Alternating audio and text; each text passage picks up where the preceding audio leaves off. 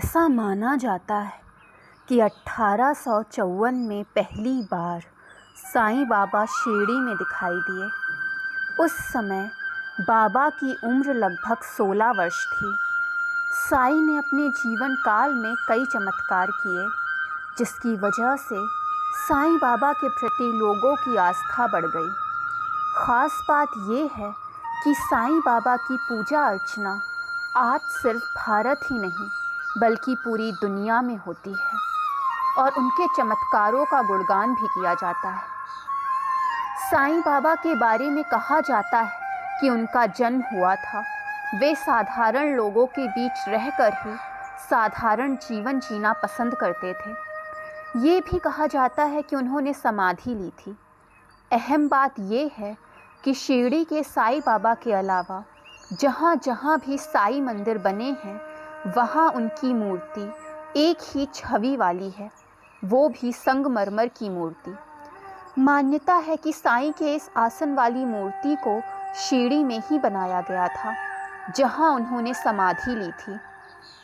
इस मूर्ति की पूजा साल 1954 से लगातार की जा रही है। इस मूर्ति के पीछे गहरा राज भी छिपा हुआ है, जिसके बारे में उनके भक्तों को शायद ही पता होगा। लोगों का मानना है कि साईं अपने भक्तों के कष्ट को दूर करने के लिए स्वयं प्रकट होते हैं। ऐसी ही एक घटना साईं बाबा की मूर्ति बनाने वाले शिल्पकार से जुड़ी है।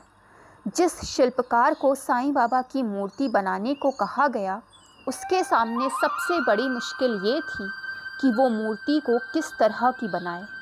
ऐसी दुविधा में उससे कहा गया कि वो साईं बाबा को याद करके मूर्ति बनाए।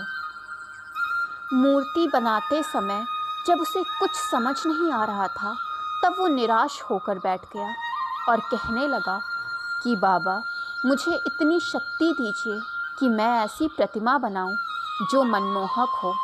इसके बाद साईं बाबा ने उसे खुद दर्शन दिए। साईं बाबा की मूर्ति बनाने वाले का नाम वसंत तालीम था।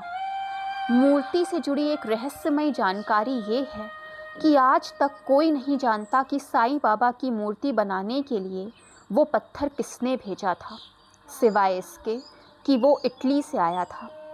ये घटना सन 1954 की बताई जाती है। साईं बाबा की मूर्ति को बनाने के लिए मुंबई के बंदरगाह पर इटली से मार्बल आया था। मार्बल पर सिर्फ इटली लिखा हुआ था। इससे पता चला कि वो वहाँ से आया है। शिरडी में विराजमान साईं बाबा की मूर्ति की खासियत ये है कि जब आप साईं बाबा की ओर गौर से देखेंगे तो ऐसा लगेगा कि वो भी हमें देख रहे हैं। दोस्तों, अगर वीडियो पसंद आए तो चैनल को लाइक, सब्सक्राइब एंड शेयर करें ताकि चैनल की सारी नोटिफिकेशंस आपको मिलती रहें।